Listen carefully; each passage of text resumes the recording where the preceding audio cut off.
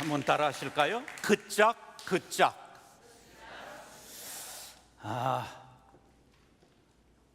시애틀 형제교회가 3박 4일 대회를 하는 동안 너무 잘 섬겨주셔서 중부 전선에 이상이 생겼습니다.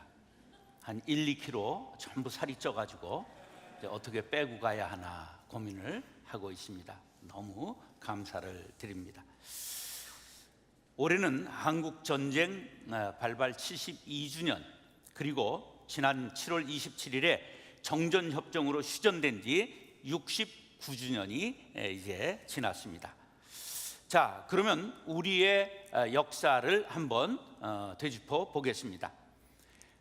자, 해방의 기운이 감돌기 시작한 것은 1943년 11월 22일부터 26일, 2차는 12월 2일부터 7일에 이르기까지 이집트 카이로에서 회담이 열렸는데, 미국의 루즈벨트 대통령, 영국의 처칠 수상, 중국의 장제스 총통이 모여서 이 연합국군의 수뇌들이 최초로 한국 독립을 보장한다는 선언을 하게 되었습니다.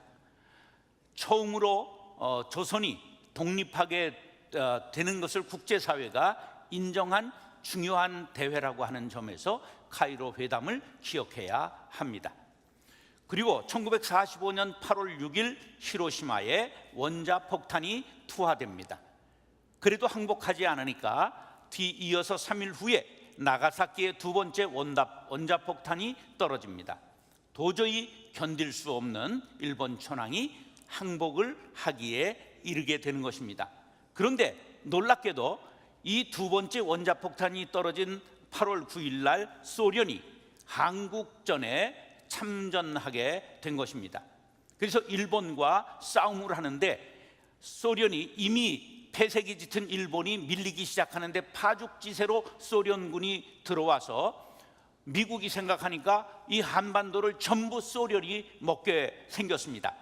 그래서 미국 합동참모본부에서 38선으로 이 선을 긋고 북쪽에는 소련군, 남쪽에서는 미군이 진주하자 하는 합의안을 8월 13일 날 기획해가지고 8월 14일 날 트루만 대통령에게 제가를 받습니다.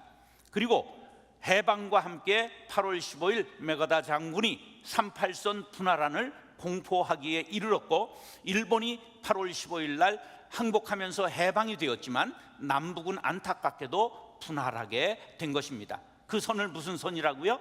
38선이라고 말하는 것입니다. 자, 그런 다음에 남북이 완전히 분열의 조짐을 보이는 국제적인 기운이 감돌기 시작했습니다. 모스크바에서 1945년 12월 16일부터 25일까지 미국, 영국, 소련의 외상이 모여서 모스크바 삼상회의라고 하는 회의를 했는데, 이때 한반도를 남쪽은 미국이, 그리고 북한은 소련이 신탁 통치를 한다 하는 것을 결의해서 우리나라에서는 큰 소용돌이가 일어나면서 신탁 통치 반대 운동이 벌어졌습니다. 그러다가 이제 미군에게 신탁 통치를 받았는데요, 1948년 8월 15일 남한 단독 정부 수립을 이승만 대통령의 그 외교술로 인하여 남한이 단독으로 이제 국회의원을 뽑고, 국회의원들이 대통령을 뽑는 간선제에 의해서 8월 15일 날 남한 단독 정부가 수립되기에 이릅니다. 그러니까 북한이 이거 큰일 났구나 이렇게 생각하고, 뒤이어서 9월 9일 날 조선민주주의 인민공화국이 설립되므로 완전히 두 나라로 서게 된 것입니다. 그러면서 전쟁의 검은 구름이 한반도를 덮어오기 시작했습니다. 1949년 8월 29일 날 소련이 원자폭탄 실험에 성공하기에 이릅니다. 그리고 49년 10월 1일 날 장제스와 모택동이 싸웠는데 장제스가 완전히 패배하고 대만으로 물러가므로 10월 1일 날 중화인민공화국이 설립되기에 이르렀습니다. 마오쩌둥이 모스크바를 49년 12월 16일에 방문해가지고 그들이 이제 협의했는데, 그것이 바로 이제 중소동맹 체결로 이어지게 돼서 50년 2월 14일 날 중소동맹이 체결됩니다. 그러는 사이에 미국이 한 가지 실수를 하게 되는데, 애치슨 국무장관이 1950년 1월 12일 날 미국의 방위선에서 한국을 제외하는 선언을 했습니다. 일본까지만 미국이 방위를 한다, 이것을 선언했습니다. 그럼 가만히 생각해 보세요. 미국을 두려워했던 소련이 무엇에 성공했습니까? 원자폭탄 개발에 성공했습니다. 그리고 바로 북쪽에 어느 나라가 생겼습니까? 공산주의 정부 중국이 설립이 됐습니다. 그리고 그들이 이제 중소동맹 체결을 해서 2월 14일 날 체결했는데, 그 전에 미국에서 애치슨이라는 국무장관이 한국은 미국의 방위선에서 제외한다, 그렇게 발표를 함으로 이제 김일성이 전쟁에 결심을 굳혔고, 그리고 스탈린의 재가를 받기에 이른 것입니다. 그렇게 돼서 한국전쟁이 바로 6월 25일 날 일어나게 된 것입니다. 그리고 3년 1개월 이틀을 싸워서 1953년 7월 27일 휴전했고, 그것이 바로 이제 69년이 지나게 된 것입니다. 자, 우리나라는 휴전선으로 분단된 지 77년이 되었습니다. 38선으로 분단된 지, 그리고 휴전선으로 분단된 지는 지금 69주년이 지났습니다. 자, 그러면 성경 역사를 한번 우리가 생각해 보겠습니다.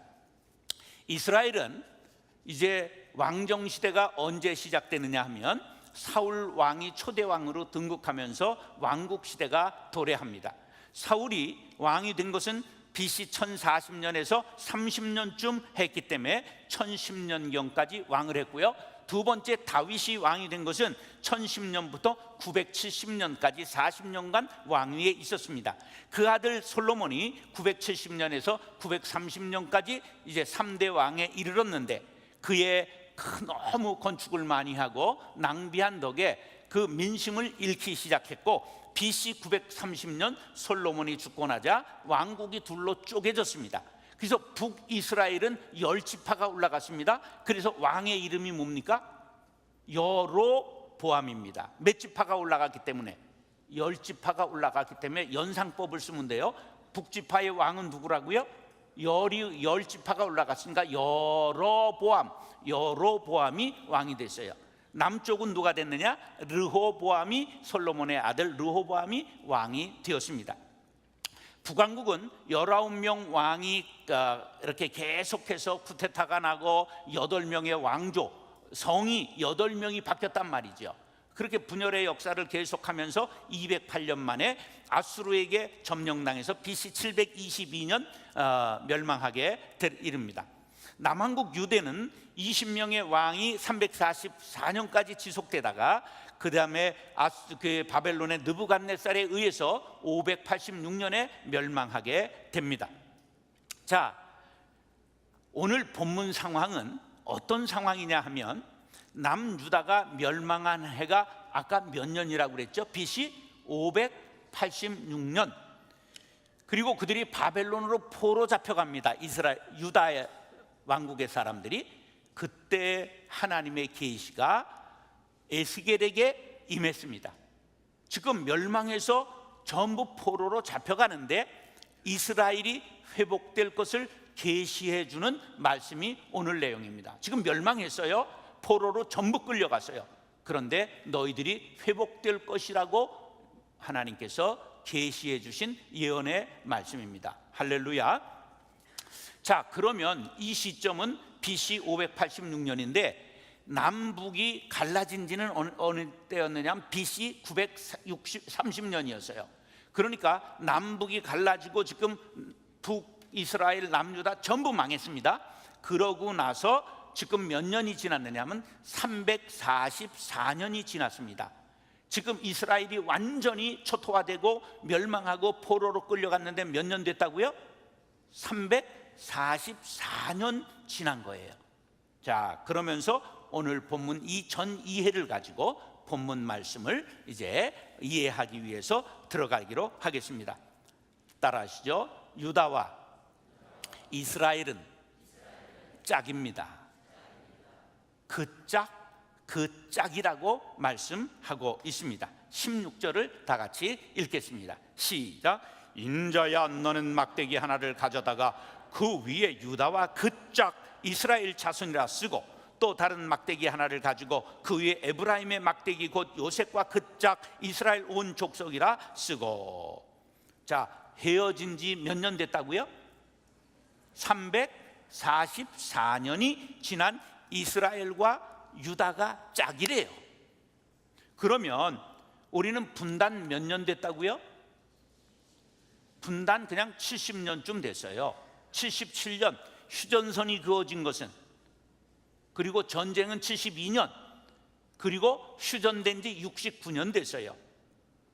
그러면 북한은 적입니까? 짝입니까? 짝인 거예요.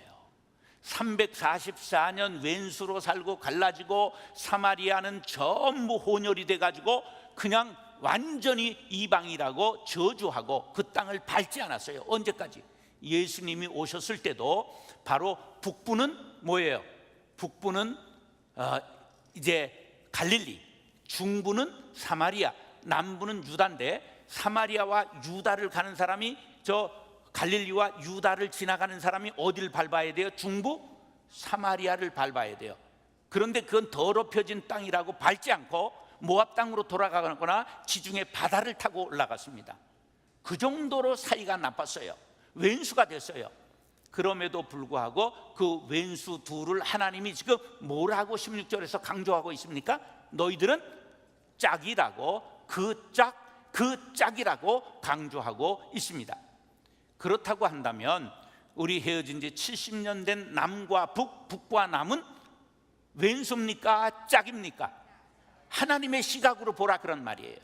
우리의 시각으로 보면 왼수일 수 있으나 하나님의 관점에서 보면 우리가 하나인 것을 말씀하시는 것으로 믿으시면 아멘 하시기 바랍니다.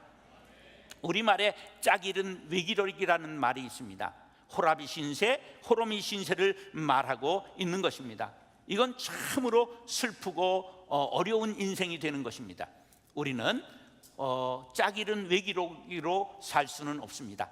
그렇게 되면 4대 강국에 이용당하고 남북은 대립하고 남남 갈등에 늘 헤매고 살 수밖에 없습니다. 우리 민족 역사를 잠깐 도해를 보면서 보시기 바랍니다.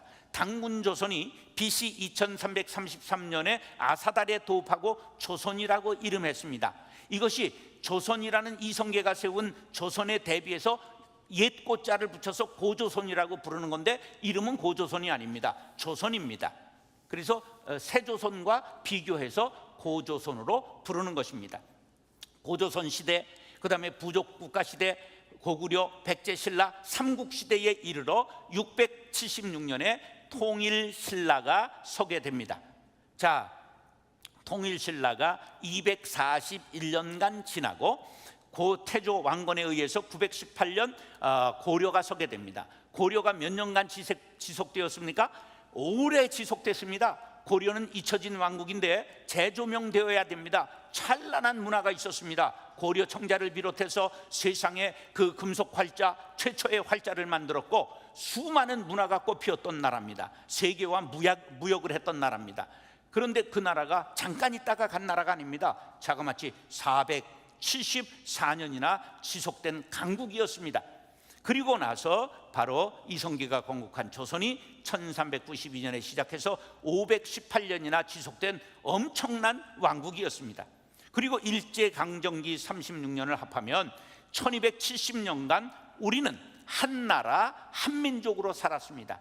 우리 민족 4355년 역사 중에 갈라지지 않고 하나가 되어 살았던 역사가 약 1300년에 이릅니다. 그런데 1300년 중에 지금 남북으로 분단된 게 얼마 되었다고요? 70년 되었습니다. 단일 민족으로 산 지는 1300년, 분단된 지는 70년입니다. 남과 북은 적이 아니라 짝임을 여러분 꼭 마음속에 명심하시고 기도하시기 바랍니다. 반드시 잃어버린 짝을 찾아야 합니다. 그때 우리 한민족에게 진정한 자유와 평화, 그리고 하나님께서 우리를 왕같은 제사장 나라로 사용하셔서 세계에 복음을 전하는 나라와 족속되게 하실 줄로 믿습니다. 따라하시오. 우리는 짝입니다. 남과 북은 하나입니다. 이것을 여러분 꼭 믿음으로 되뇌이며 기도할 수 있게 되기를 축복합니다. 따라하시오. 통일의 이유를 묻는 자에게 17절 18절 읽겠습니다. 시작. 그 막대기들을 서로 합하여 하나가 되게 하라. 내 손에서 둘이 하나가 되리라. 내 민족이 내게 말하여 이르기를 이것이 무슨 뜻인지 우리에게 말하지 아니하겠느냐 하거든. 18절에 보세요. 사람이 묻습니다. 왜 우리가 하나가 되어야 합니까? 이것을 말해 주시오. 이렇게 묻는 사람이 있다는 거예요. 지금 우리나라에서도 왜 굳이 통일을 해야 됩니까? 묻는 사람들이 생겼습니다. 그러면서 우리의 소원은 통일이라는 노래를 지금 더 이상 부르지 않는 시대가 왔습니다. 우리 한번 우리의 소원은 통일 같이 불러보겠습니다. 우리의 소원은 통일, 꿈에도 소원은 통일, 이정성 다해서 통일, 통일을 이루자. 이열에 살리는 통일, 이 나라 찾는데 통일, 통일이어서 오라, 통일이여라. 2절 부르겠습니다. 2절은 가로 안에 있는 가사입니다. 우리의 소원은 통일, 꿈에도 소원은 통일, 이 정성 다해서 통일, 통일을 이루자. 이결에 살리는 통일, 이 나라 살리는 통일, 통일이여서 오라, 통일이여 오라. 우리나라에서 어느 때부터인가 우리의 소원은 통일이 끊어지게 되었습니다. 근데 어느 때부터인가 하면 1990년 10월 3일 날 독일이 통일된 후에 경제적으로 몹시 어렵다 하는 소리를 들은 후에 이 얍삽한 우리 민족이 이대로 좋다, 그리고 통일의 노래를 끊기 시작했습니다. 당시 동서독의 경제적 격차는 4배 정도 됐습니다. 지금 남북한의 경제적 격차는 40배 정도 됩니다. 이대로가 좋다, 왜 굳이 통일을 해야 하냐? 우리 민족의 마음속에 분단의 고착화가 이루어졌습니다. 그래서 오늘 본문에 통일의 이유를 묻는 자에게 18절에 이것이 무슨 뜻인지 말해달라. 그러니까 17절에 서로 합하여 하나가 되게 하라, 하나님의 명령이라고 말씀하고 있습니다. 한번 따라하세요. 통일은 하나님의 명령입니다. 이 성경은 무엇을 하라 하는 명령과 그리하면 이렇게 되리라 하는 조건절로 이루어져 있습니다. 명령에는 반드시 순종만이 필요합니다. 하나가 되면 복을 받습니다. 하나 되면 우리 민족이 삽니다. 하나가 되면 평화가 옵니다. 하나가 되면 번영이 찾아옵니다. 하나가 되면 우리 한민족이 강력해진다는 사실을 믿으시기 바랍니다. 에베소서 4장 3절 평안에 매는 줄로 성령이 하나 되게 하신 것을 힘써 지키라고 말씀하고 있습니다. 성령은 하나 되게 하시고 마귀는 갈라지게 만듭니다. 여러분, 마귀의 전략에 속지 마시고 통일의 선봉에서는 통일꾼들이 될 수 있기를 존귀하신 예수님의 이름으로 축복합니다. 따라서 내 손, 내 손, 내 손, 내 손. 이 19절에 보면 내손이라는 말이 나옵니다. 이게 무슨 뜻이냐면 내 손에서 통일을 위해 힘쓰고 애쓸 때 내 손, 하나님의 손으로 하나가 되게 해 주겠다, 그런 말씀입니다. 천국은 침노하는 자의 것입니다. 통일은 힘든 일입니다. 그러나 우리가 힘쓸 때 하나님께서 일하기 시작합니다. 우리 한번 복음성가 모든 시선을 주님께 드리고 다 같이 한번 불러보겠습니다. 모든 시선을 주님께 드리고 전능하신 하나님을 느낄 때 세상은 주의 나라가 되고 하나님이 일하기 시작하네. 모든 시선을 주님께 드리고 살아계신 하나님을 느낄 때 내 삶은 주의 역사가 되고 하나님이 일하기 시작하네. 1년여 전에 우리 고양시의 풀향기 교회라고 하는 교회가 5,300평 큰 땅에 1,800평을 짓고 좌석이 1,800석 있는 큰 교회인데 교회가 40명이 남았습니다. 빚이 37억 원이나 되었어요. 그래서 제 또래 된 목사님이기 때문에 제가 이름도 같아요. 목사님이 전성진 목사님이에요. 이제 친구 같으니까 전 목사, 너 이거 그대로 밀고 가다가는 이단한테 넘어간다. 나한테 맡겨. 내가 해결해 줄게. 그래서 어렵게 저한테 맡겼어요. 그래서 제가 모시고 있던 부목사님 하나를 이제 보내면서 퇴직금을 4억 5천 해주기로 하고 목사님 한 분을 보내게 됐습니다. 그래서 그 부목사님으로 있는 교회 담임에게 4억 5천만 해줘라.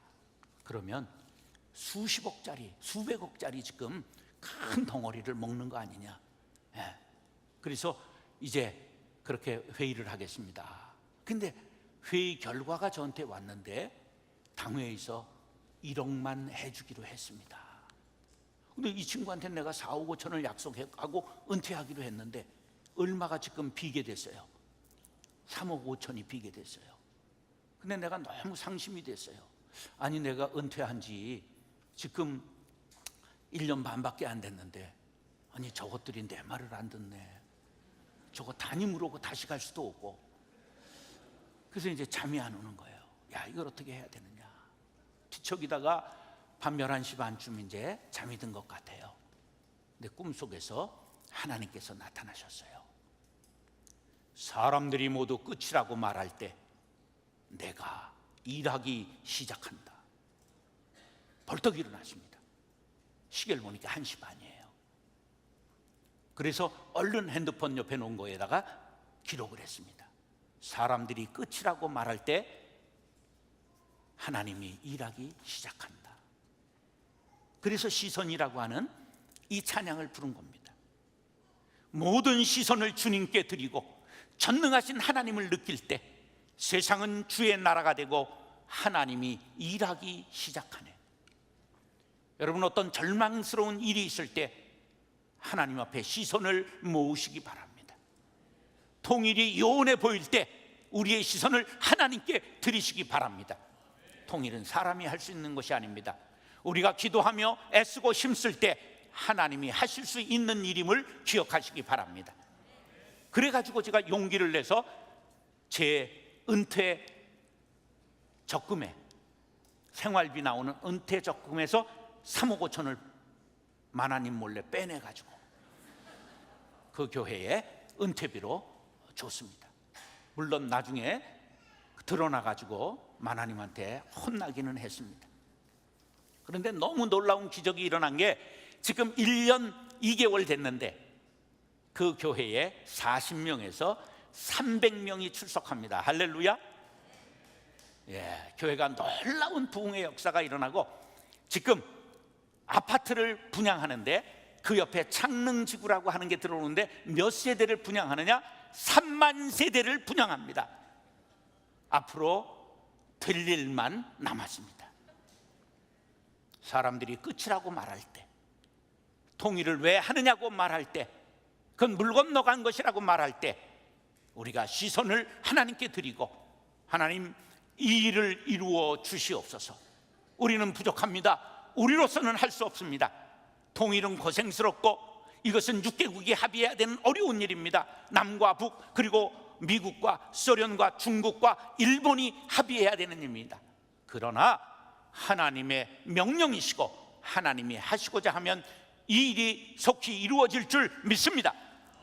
통일의 비용을 말하는 사람들이 있습니다. 30년간 최대 5,800조가 들어갈 것이라고 말합니다. 그러나 거기에 들어가는 군사비, 사회 갈등 비용을 생각하면 이것은 껌값입니다. 우리의 국회는 날마다 개싸우듯 싸웁니다. 그것은 바로 왜 그럴까요?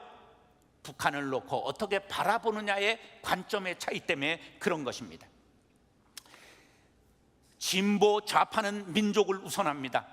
분배와 평등을 강조합니다. 보수 우파는 국가를 우선하고 자유와 성장을 강조합니다. 그리고 사상적 지역 간, 세대 간 서로 견원지간이 되어 싸우는 것이 남한의 실정입니다. 이 갈등 비용이 수천조씩 나간다는 것을 알아야 합니다. 우리가 이것을 생각한다면 통일이 가장 싼 비용이고, 통일은 반드시 우리가 불러야 될 노래라는 것을 기억하시기 바랍니다. 이질화가 이미 남과 북이 너무 많이 되었다고 말합니다. 분단 77년 말도 달라졌고 생각도 달라졌고 사상도 달라졌다고 말들 합니다. 아닙니다. 동질성이 더 큽니다. 민족은 5,000년 되었습니다. 한 피바다 한 언어를 사용하고 있습니다. 냄새나는 청국장을 좋아하고 된장찌개를 좋아하는, 그리고 독도가 조선 땅이라고 말하는 같은 나라입니다. 축구에서 남한을 응원하는 우리 한 민족입니다. 우리는 이질화된 것을 바라보지 말고 동질성을 찾아가며 우리의 소원은 통일을 불러야 합니다. 하나님은 말씀합니다. 내 손에서 손잡고 기도하고 무릎 꿇고 기도하고 눈물 흘려 통일의 대오에 서면 내가 통일을 머지않은 시간에 이루어 주리라. 할렐루야. 이것이 바로 내 손, 우리의 노력이 필요하다는 말씀입니다. 그러면 내 손, 하나님의 손에서 통일을 이루어 주시겠다는 약속을 하고 있습니다. 이 약속을 믿으시면 아멘 하시기 바랍니다. 자, 그럼 우리가 구체적으로 통일을 위해 할 일이 무엇이냐? 22절 23절입니다 시작. 그 땅 이스라엘 모든 산에서 그들이 한 나라를 이루어서 한 임금이 모두 다스리게 하리니 그들이 다시는 두 민족이 되지 아니하며 두 나라로 나누이지 아니할지라. 그들이 그 우상들과 가증한 물건과 그 모든 죄악으로 더 이상 자신들을 더럽히지 아니하리라. 내가 그들을 그 범죄한 모든 처소에서 구원하여 정결하게 한즉 그들은 내 백성이 되고 나는 그들의 하나님이 되리라. 할렐루야. 23절에 우상을 제거하라고 말씀합니다. 우상이 무엇입니까? 황금, 돈, 만몬, 주체사상입니다. 남한의 우상은 자본주의, 이기주의, 인본주의, 황금 만능주의요. 북한의 우상은 공산주의, 주체사상, 인본주의, 과학 만능주의입니다. 이 우상을 우리 마음속에서 제거해야 됩니다.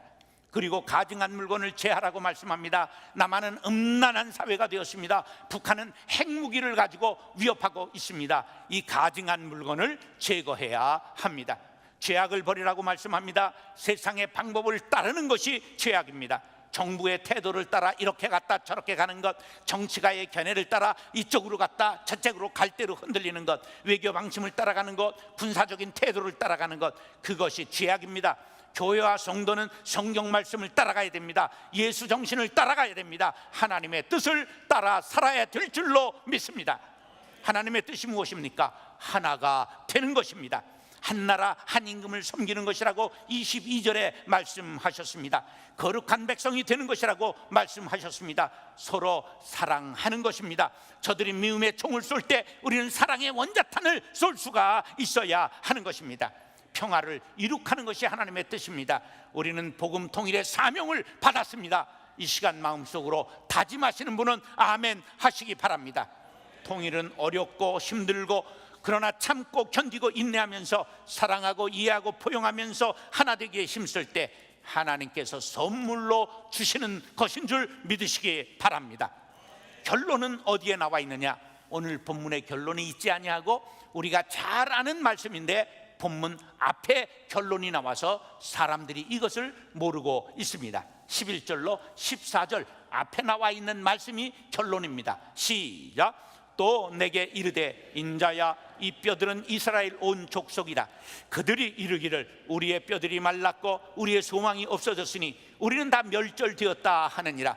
그러므로 너는 대언하여 그들에게 이르기를 주 여호와께서 이같이 말씀하시기를 내 백성들아 내가 너희 무덤을 열고 너희로 거기에서 나오게 하고 이스라엘 땅으로 들어가게 하리라. 내 백성들아 내가 너희 무덤을 열고 너희로 거기에서 나오게 한즉 너희는 내가 여호와인 줄 알리라. 또 내가 또 내 영을 너희 속에 두어 너희가 살아나게 하고 내가 또 너희를 너희 고국 땅에 두리니 나 여호와가 이 일을 말하고 이룬 줄을 너희가 알리라.